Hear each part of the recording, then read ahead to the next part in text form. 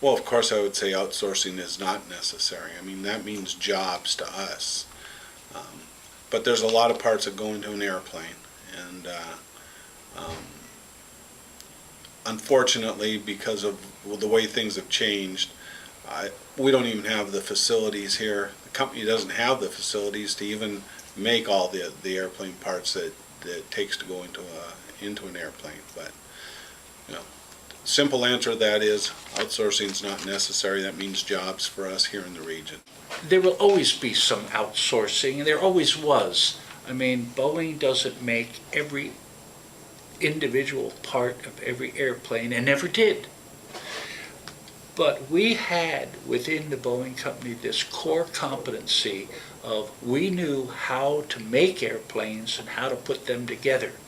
And we had this critical mass of capability, even though we got parts and assemblies from other suppliers.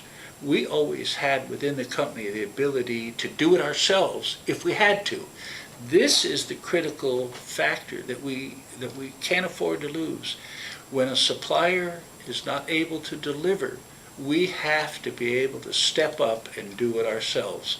When we lose that capability, we lose our ability to survive. Well, I think that, the Boeing company can't be the world leader in everything that goes into an airplane.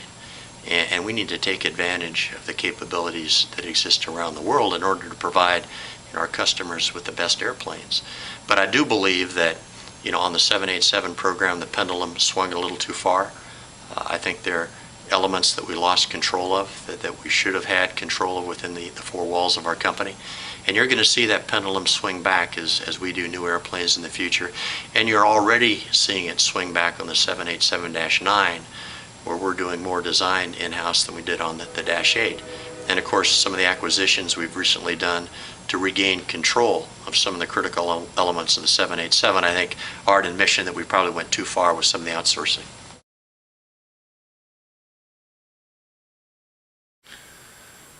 Well, I learned that the company is, the change in the company is, they want to continue to come at us and take away. The way that they negotiate has changed over the years, even since the move to Chicago. I mean, if you come to the table and you don't come to the table with any takeaways, I'm sure that we can come to an agreement on a contract. Those are always the issues that we seem to have heartburn over or end up on strike over our takeaway issues. What I learned from the last contract negotiations is that if you sit down, labor and management, and try to solve the problems in front of you, based on your interests, what you need to get going forward, I think I learned that you can have a successful contract negotiations. The contract was accepted last time, I think, by 77% of the members. And in these uncertain economic times, I think people really depend on the security of knowing what the benefits are going to be and what the wage pools are going to be. And that's important to both the employee and the company. I mean, I recognize the importance to the company of having stability in their costs, and I also think it is very important to recognize the value for the employee to recognize the stability in their benefits and their compensation. So I firmly believe that if we negotiate on the basis of our interests and what we have to bring back from the table, we can be successful every time. I really believe that.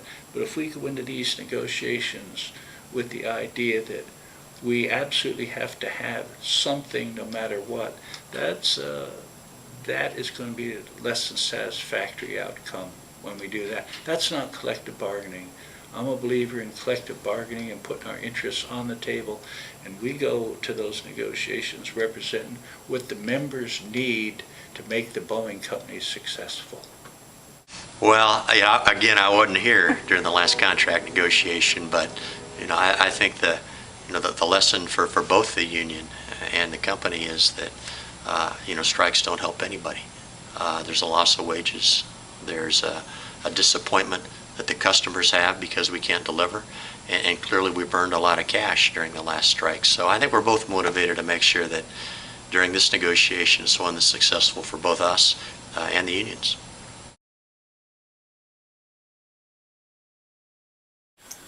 But it has to be the 787. Absolutely. We have done we've done many things to work with this company to make the 787 as successful as it is right now. It's flying today as a result of us working together, because the partners certainly have not been able to deliver what they were supposed to, and it's through our help that we've been able to get those airplanes to a state of up and flying and going through the certification process. If we had been waiting for the partners to provide what they were supposed to, we'd still be waiting. The area that I like and we have supported quite a bit is the Ed Wells partnership.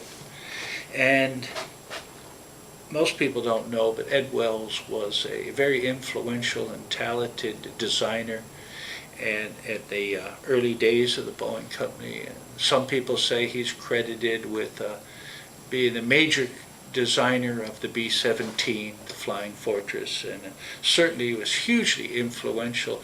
And he helped create part of the culture that we have today at the Boeing company in terms of the engineering culture that's been referred to. Ed Wells wanted the products that Boeing made to be the finest things that we could produce and to meet the needs of the customers. And that was the tradition that he created and helped shape. The Ed Wells partnership is a joint program that Boeing and SPIA created to provide technical training for our workforce. And this is technical training above and beyond what people need just to do their job.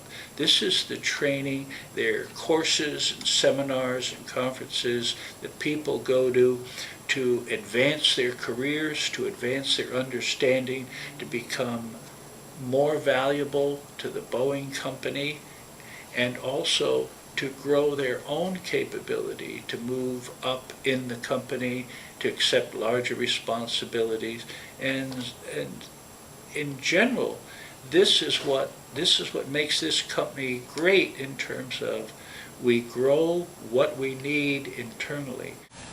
The union every day does miraculous things.